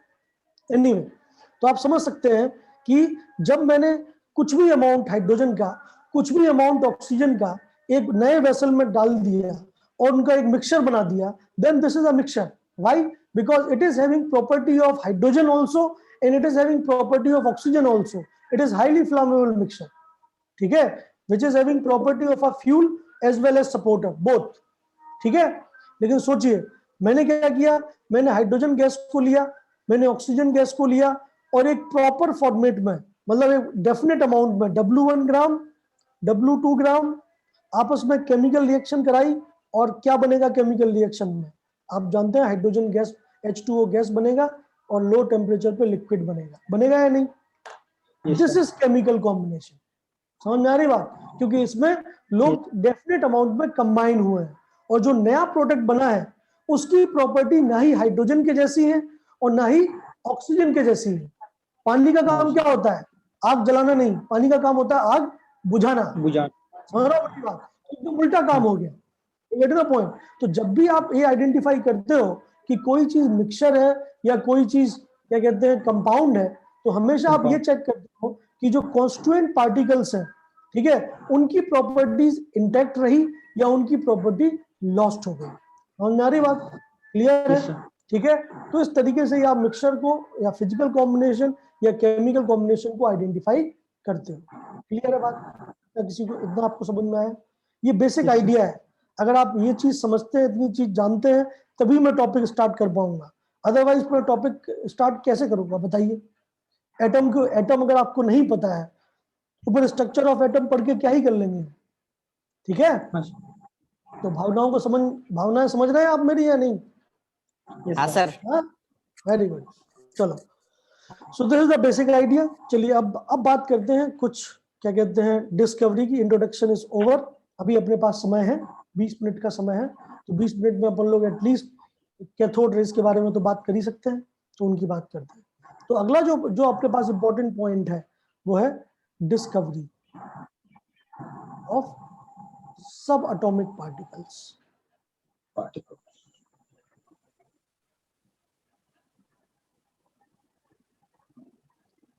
सो डिस्कवरी ऑफ सब एटॉमिक पार्टिकल्स में हमें 3 पार्टिकल्स की मेजर डिस्कवरी पढ़नी है। एक इलेक्ट्रॉन जो सबसे ज्यादा फंडामेंटल पार्टिकल है, फिर proton and finally neutron. Historically है, सबसे पहले दुनिया में इलेक्ट्रॉन ही खोजा गया था, उसके बाद प्रोटॉन खोजा गया था, और सबसे लास्ट में सबसे लेटेस्ट एडिशन है न्यूट्रॉन का, ठीक है, जो कि न्यूक्लियर रिएक्शन के थ्रू खोजा गया है। चलिए, तो सबसे पहले हम बात करते हैं पहला पॉइंट, एंड पहला पॉइंट है डिस्कवरी ऑफ इलेक्ट्रॉन।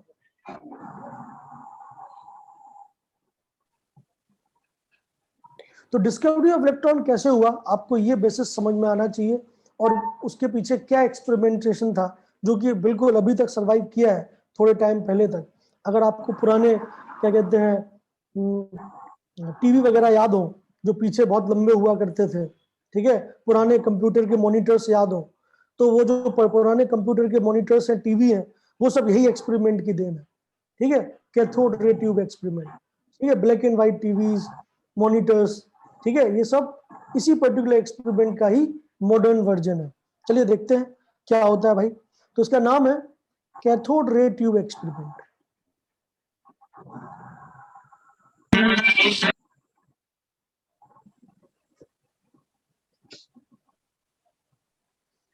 CRT, आपने ये अगर कई लोगों ने सुना भी होगा, CRT मॉनिटर बोलते हैं, ठीक है, कैथोड रे ट्यूब एक्सपेरिमेंट।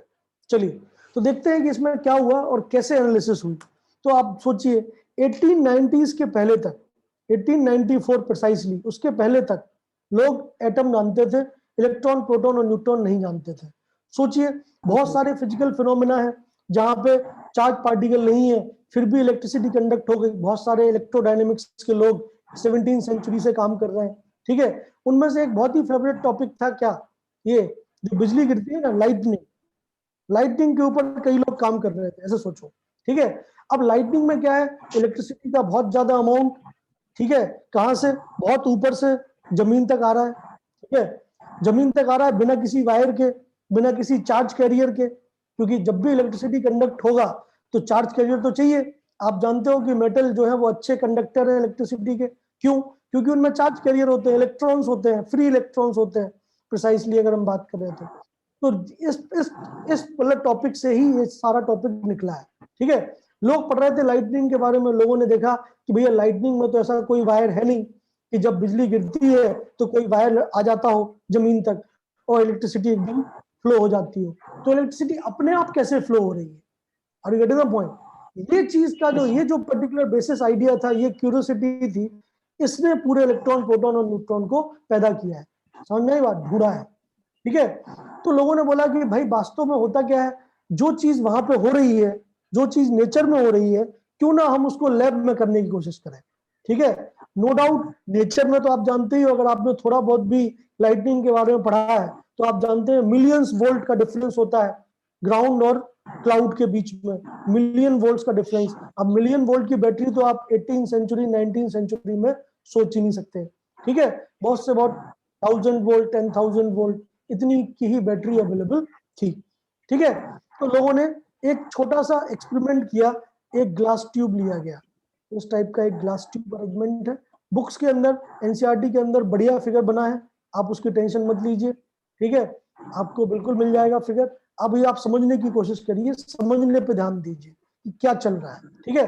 तो एक ग्लास का ट्यूब है इस टाइप का, ठीक है, तो एक मतलब कंप्लीट सिलिंड्रिकल ट्यूब है ग्लास का, ठीक है, इसके अंदर उन्होंने एयर को भर रखा है, ठीक, या कोई भी गैस भर रखा है, आप ऐसे मान लीजिए, ठीक है। इस गैस को के दोनों ही एंड पे उन्होंने 2 इलेक्ट्रोड लगा रखी हैं। इलेक्ट्रोड मतलब मेटल की प्लेट्स, ठीक है, और इन इलेक्ट्रोड्स को उन्होंने एक बहुत ही हाई एंड बैटरी से कनेक्ट कर रखा है।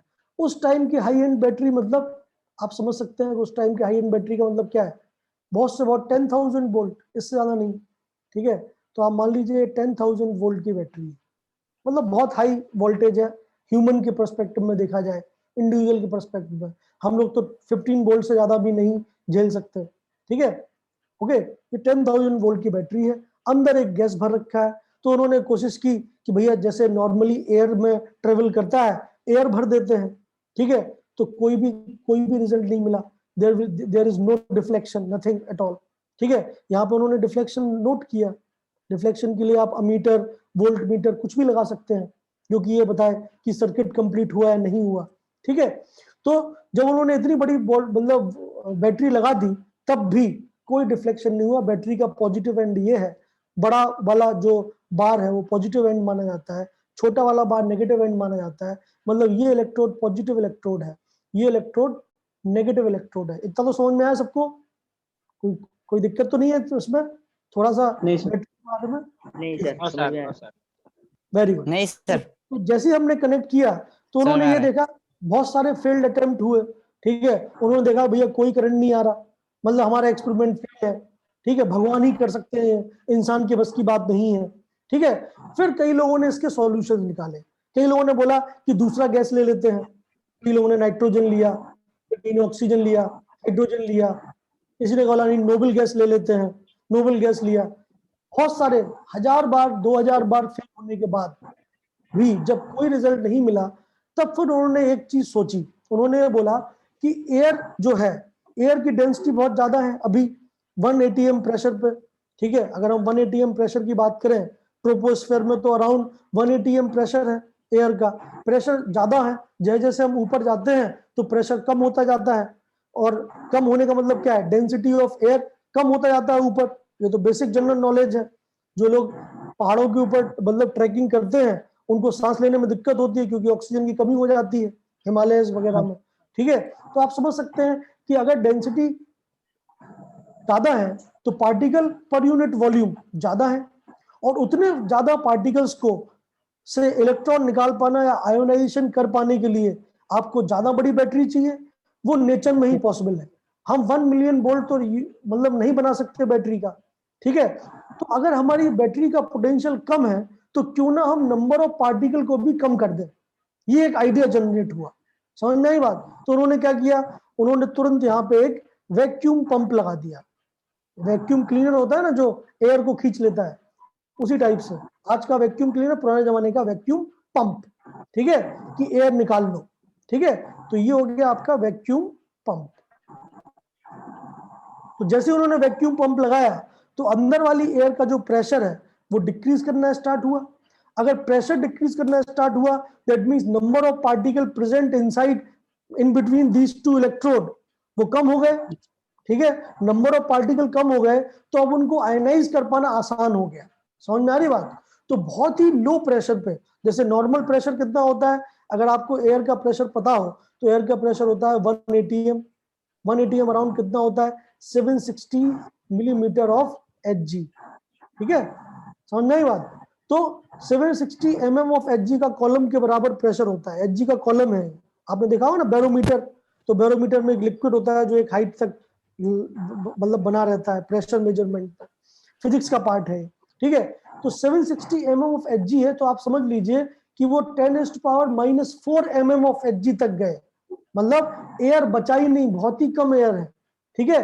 तो उतने कम प्रेशर पे वो प्रेशर घटाते गए और चेक करते गए कि सुई कब हिल रहा है, अमीटर कब डिफ्लेक्शन दिखा रहा है, ठीक है। तो बहुत ही लो प्रेशर पे, मतलब इतने एक्सट्रीम लो प्रेशर पे कि आप मान सकते हो आपके लिए वहां पे एयर है ही नहीं, ठीक है। 10⁻⁴ mm ऑफ Hg मतलब 0.0001 mm ऑफ Hg, तब जाके अमीटर में पहला डिफ्लेक्शन देखने को मिला। समझ में आ रही बात? ओके। तो लो प्रेशर में क्यों मिला? क्योंकि लो प्रेशर के हिसाब से ही हमने रिक्वायरमेंट दे रखी है, ठीक है। अगर हमारे पास बैटरी 1 बिलियन वोल्ट की होती तो नॉर्मल एयर में भी हम चला सकते हैं, और आज आपने देखा ही है, आज के टाइम में हम बिल्कुल बना सकते हैं इतनी बड़ी बैटरी, और आज के टाइम में आप देखते हैं एयर में से भी वो इलेक्ट्रिसिटी फ्लो कराते हैं। बहुत सारे एक्सपेरिमेंट है फिजिक्स में, आप ऑनलाइन देख सकते हैं, ठीक है। बट उस टाइम के लोग तो नहीं करा सकते थे, तो उन्होंने अपना अलग क्या कहते हैं सॉल्यूशन निकाला।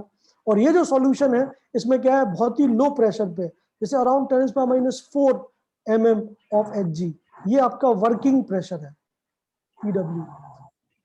इस प्रेशर पे करंट में डिफ्लेक्शन नोट हुआ, मतलब सर्किट कंप्लीट हो गया, मतलब कुछ ना कुछ चार्ज पार्टिकल इस खाली जगह में इस पॉइंट से लेके इस पॉइंट तक फ्लो किए हैं। अब वो चार्ज पार्टिकल कहां से आए, आप समझ रहे हो मेरी बात? तो पार्टिकल तो फ्लो किए हैं, क्योंकि अगर हम नॉर्मली एयर भर दें तो मेरा तो ये ओपन सर्किट है, क्योंकि यहां से लेके इस मेटल रॉड से लेके इस मेटल रॉड तक तो कोई भी कनेक्शन नहीं है, ठीक है। तो ये तो ओपन सर्किट है, तार ऐसे दूर दूर है, तार जुड़े ही नहीं है।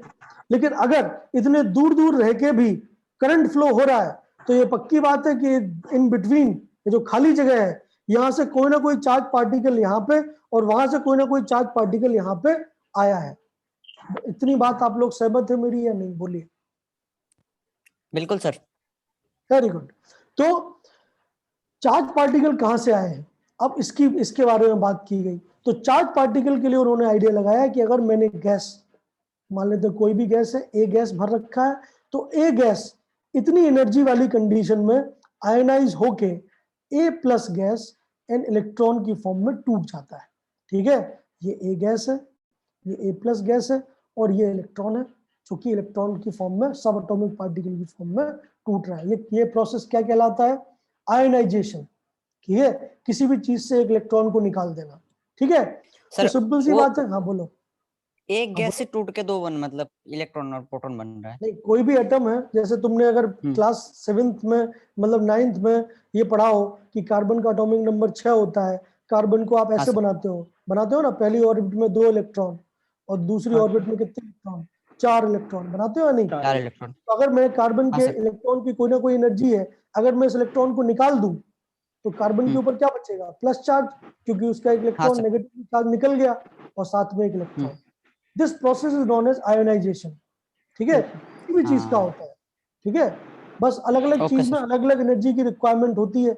कई लोग जल्दी इलेक्ट्रॉन छोड़ देते हैं, जैसे मेटल का काम ही इलेक्ट्रॉन देना, सोडियम का आयोनाइजेशन आसानी से हो जाता है। लेकिन जो नॉन मेटल है जैसे फ्लोरीन, तो उसका आयोनाइजेशन आसानी से नहीं होता है, क्योंकि उसकी टेंडेंसी इलेक्ट्रॉन को लेने की है, छोड़ने की नहीं है। समझ पा रहे हैं आप? नहीं है। तो कोई भी गैस ले लीजिए, तो कोई भी गैस है, ए गैस, ठीक है। अब वो कोई भी हो सकता है, ऑक्सीजन, नाइट्रोजन, जो आपकी मर्जी हो आप ले लीजिए, ठीक है। तो उस ए गैस आप ये तो बना ही सकते हैं charge particle, A plus an electron, मतलब इतनी हाई एनर्जी कंडीशन में उस एटम से इलेक्ट्रॉन छूट गया, ठीक है। छूटा तभी ना हमें पता चला कि सब एटॉमिक पार्टिकल होते हैं। इसके पहले तक तो एटम को कोई तोड़ नहीं पाया ना भाई, ये पहली बार टूटा है, समझ में ही बात है नहीं। तो जैसे ही करंट फ्लो हुआ, ये लोगों ने बोला, साइंटिस्ट जो थे, थॉमसन नाम का आदमी था, जे थॉमसन ने इलेक्ट्रॉन की खोज की है, उसी ने एक्सपेरिमेंट किया है, कैथोड रे ट्यूब एक्सपेरिमेंट। तो इलेक्ट्रॉन किस तरफ जाएंगे? आप जानते हैं, same charge repel each other and opposite charge attract each other, है कि नहीं? ठीक है। तो इलेक्ट्रॉन किस पर्टिकुलर इलेक्ट्रोड की तरफ भागेगा? सारे के सारे इलेक्ट्रॉन कैसे भागेंगे? पॉजिटिव इलेक्ट्रोड, प्लस की तरफ, ठीक है। और सारे के सारे प्लस वाले किसकी तरफ भागेंगे? नेगेटिव की तरफ। मेरी बात। तो एक करंट फ्लो हो गया ना भाई, चार्ज अगर फ्लो हो रहा है एक पॉइंट से दूसरे पॉइंट के बीच में, दैट मींस करंट फ्लो हो गया, दैट मींस आपका सर्किट कंप्लीट हो गया, दैट मींस लाइटनिंग वाले बेसिस से हम कहां से कहां पहुंच गए। सोचिए, जो बेसिक आइडिया था वो था लाइटनिंग की स्टडी करना, और हम पहुंच गए कि एटम टूट जाता है। इसके पहले तक डाल्टन साहब का बहुत नाम था। डाल्टन साहब मतलब बहुत बड़े आदमी माने जाते थे, क्योंकि डाल्टन साहब ने एटम की बात की थी, ठीक है। लेकिन इसके बाद से डाल्टन साहब के जो थ्योरी है, उनके पोस्टुलेट गलत होने स्टार्ट हो गए। This is the beginning, this is the starting point, you can से। समझ में आ रही बात? तो जैसे ये चीज हुई, तो आप समझ सकते हैं कि जो इलेक्ट्रॉन्स हैं वो पूरे के पूरे पॉजिटिव इलेक्ट्रोड की तरफ गए। पॉजिटिव इलेक्ट्रोड को जनरली बोला जाता है एनोड और नेगेटिव इलेक्ट्रोड को जनरली बोला जाता है कैथोड। नाम है, ठीक है। Anode means positive electrode, cathode means negative electrode, ठीक है। मतलब जनरली कैथोड के ऊपर बैटरी का नेगेटिव एंड जुड़ा होता है। करंट का फ्लो हमेशा पॉजिटिव से नेगेटिव की तरफ होता है, लेकिन इलेक्ट्रॉन का फ्लो उल्टा होता है क्योंकि इलेक्ट्रॉन के ऊपर चार्ज नेगेटिव, ठीक है। फिजिक्स में आप पढ़ते हो ना, करंट इज इक्वल टू क्या होता है, charge flown divide by time, TQ by DT, है क्या नहीं। तो चार्ज पॉजिटिव चार्ज को माना जाता है। इलेक्ट्रॉन पे चार्ज क्या है, नेगेटिव होता है, आप लोग को बेसिक आइडिया है। तो ऑफ कोर्स इलेक्ट्रॉन हमेशा कैथोड के ऊपर जमा रहते हैं और ये जो A+ वाले पार्टिकल हैं ये हमेशा एनोड की तरफ, इस टाइप से। आप समझ रहे हो मेरी बात, क्लियर है? इतनी Yes, बात sir. सबको समझ में आई? ये एक्सपेरिमेंट sir. कहलाता है कैथोड रे ट्यूब एक्सपेरिमेंट। क्यों कहलाता है, क्या रीजन है कैथोड रे बोलने का? क्योंकि ये जो इलेक्ट्रॉन के जो पूरा का पूरा मोशन है, इलेक्ट्रॉन की ये जो बीम्स बनी, क्योंकि अगर एक सिंगल इलेक्ट्रॉन होता तो एक रे बनती, लेकिन अगर ये इलेक्ट्रॉन बहुत सारे बन गए तो एक बीम बन जाएगी। समझ रहे हो मेरी बात? और वो चीज फ्लोरोसेंस दिखाती है। समझ में आई बात? फ्लोरोसेंस मतलब कलर दिखाती है, ब्लू कलर, ठीक है। या फिर आप ऐसी कोई मतलब मटेरियल से कोटिंग कर दो जिस मटेरियल के ऊपर कोई चार्ज पार्टिकल जब स्ट्राइक करता है तो आपको एक ब्राइट स्पॉट दिखता है। पुराने जमाने की ब्लैक एंड व्हाइट टीवी आपने देखी है? पुराने Yes, जमाने sir. में जो ब्लैक एंड व्हाइट टीवी होती थी उनमें कोई कलर नहीं होता था, उनमें केवल क्या होता था, ब्राइटनेस एंड कॉन्ट्रास्ट। अगर हम बात करें तो वास्तव में जो Black and इमेज white. है, जो हम लोगों की फोटोज है, जो आप फोटो खींचते हो, ठीक है, हाँ सर। अगर एक हाँ एक सर। फिल्टर आता है black and white filter, black and white आता फिल्टर है से भी आपकी फोटो खिंच जाती है, ठीक है। उसमें आपकी फोटो आप कैसे देख पाते हैं, कॉन्ट्रास्ट और ब्राइटनेस से, ठीक है।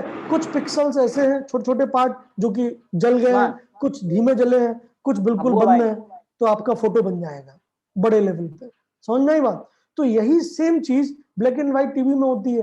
वो पर्दा जो होता है ना, जिसके ऊपर आप, जो आपकी तरफ होता है, उसके ऊपर ZnS का कोट कर देते हैं, जिंक सल्फाइड। जिंक सल्फाइड एक ऐसा केमिकल है जिसके ऊपर कोई भी प्लस या माइनस इलेक्ट्रॉन अगर टकराएगा तो आपको एक ब्राइट स्पॉट बनता हुआ दिखाई देगा।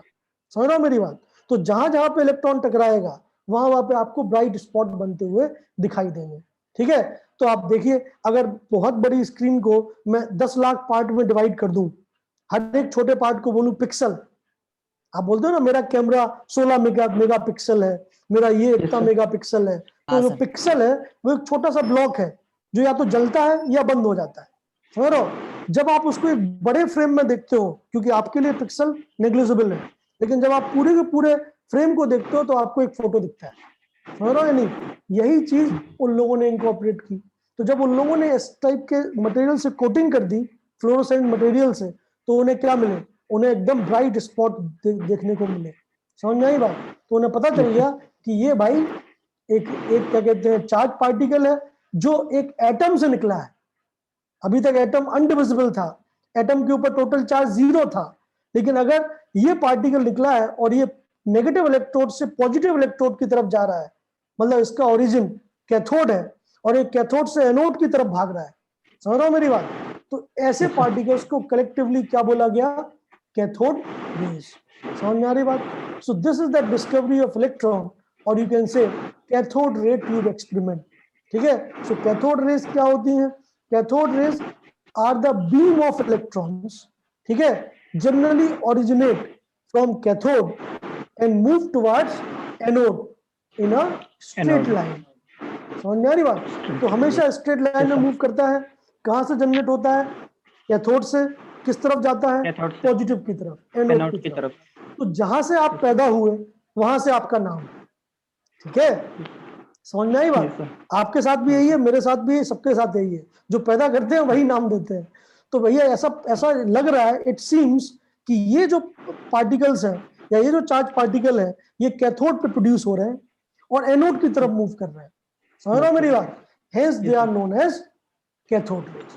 समझ में आ रही बात? बेसिक आइडिया क्लियर हुआ आपको? तो इस टाइप से फिर कैथोड रेज की और प्रॉपर्टीज देखी गई। कैथोड रेज में कितना चार्ज होता है, वो कैसे मूव करता है, बीच में एक पार्टिकल रख दिया गया तो उसमें डिफ्लेक्शन हुआ है नहीं हुआ, ठीक है, उनका शेडो बना है नहीं बना, पार्टिकल नेचर है कि वेव नेचर है, क्योंकि वेव्स तो कभी शैडो बनाते नहीं, पार्टिकल ही शैडो बनाते हैं। तो ये सारी चीजें बिल्कुल स्टडी की गई जो हम पढ़ेंगे अगली क्लास में, ठीक है। अभी के लिए मैंने आपके अंदर एक क्यूरियोसिटी जगाई है, ठीक है। होपफुली मैं उसमें थोड़ा बहुत कामयाब रहा हूँगा कि भैया आप लोग कैसे पढ़ें, किस तरीके से आपको पढ़ना चाहिए, ठीक है, सब्जेक्ट को कैसे आपको देखना चाहिए, ठीक है। अदरवाइज तो भैया बहुत टीडीएस है यार, जिंदगी में बहुत दुख है, एक नया दुख का नाम केमिस्ट्री हो जाएगा तो फिर कैसे फायदा होगा, समझ में नहीं बात। तो बाकी दुख है उनको दुख की तरह रहने दो, केमिस्ट्री को एंजॉय करो भाई, ठीक है। तो क्यूरियोसिटी जगाओ, आज आप जाके एनसीईआरटी डाउनलोड कर लो, ठीक है। जो भी अगर आपके पास नहीं है, chapter 2 structure of atom class 11, ठीक है। तो एनसीईआरटी डाउनलोड कर लो, वहां पे बढ़िया लाल पीला हरा नीला कलरफुल डायग्राम बना होगा। अब मैं तो भाई लियोनार्डो दा विंची तो हूं नहीं कि एक बढ़िया डायग्राम बना दूं, ठीक है। तो वहां पे बढ़िया डायग्राम बना हुआ, कंप्यूटर से बनाया हुआ, तो ऑफ कोर्स आपको समझ में आएगा क्या क्या चीज है, ठीक है। तो एक बार आप वो देखिए, पहले 5 पेजेस पढ़िए, और अगली क्लास में फिर नए जोश के साथ अपन लोग इसको पूरा डिटेल में पढ़ेंगे और होपफुली चीजें समझ में आएंगी। ऑल द बेस्ट, ठीक है। किसी को कोई डाउट हो, परेशानी हो, बताओ। Thank you sir. कोई कुछ कहना चाहता हो तो बिल्कुल कहे, हैं? और भाई और क्लास क्या में कुछ बोलेंगे, आपने इतने अच्छे से समझा है कि कोई क्वेश्चन मतलब ये डाउट है ही नहीं। चलो ये बहुत बहुत अच्छा कॉम्प्लीमेंट है भाई, बहुत बहुत धन्यवाद आपका, आपने ऐसा बोला। और बताइए। नहीं सर, डाउट तो है नहीं सर, क्या अभी क्वेश्चन क्या करेंगे और। ठीक है, तो अगर आपको ये क्या कहते हैं जो मैंने लिखा है वो आपको चाहिए तो फिर मैं वो ग्रुप में डाल दूंगा, ठीक है। मैंने सेव कर लिया है, अपने पास रख लिया है, ये सारे पेजेस 9 पेजेस हैं, मैं ये ग्रुप में आपको डाल दूंगा। जो ग्रुप हमने बनाया है ना व्हाट्सएप वाला, उसमें मैं डायरेक्टली उसमें डाल दूंगा, तो आप लोग डायरेक्टली ये देख सकते हैं कैसे स्ट्रेटजी बनानी है, ये सारी बातें, ठीक है। चलिए मिलते हैं फिर कल सुबह, आई थिंक मेरी क्लास है, पहली क्लास मेरी है, तो आप लोग बढ़िया नाश्ता वास्ता और करके आए और रात को सो जाए ताकि मेरी क्लास में ना सोए, ठीक है। मेरी क्लास दिक्कत होगी। Okay sir, okay okay then, bye bye, thank you thank you sir, thank you bye bye. Bye. देख बात चरा एक बार मारो देख बेटा बा हेलो अजीत भाई। बोलो कोई जेम को कराई ना शेष बस बेटा बस हमारा जेम को दिख ले दा हाँ इतना बेटा साचो को तो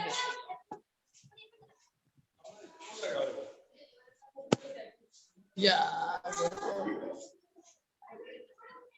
भाई ओनली साइंस का लगा तुम तीन साइंस समझ लगे वाह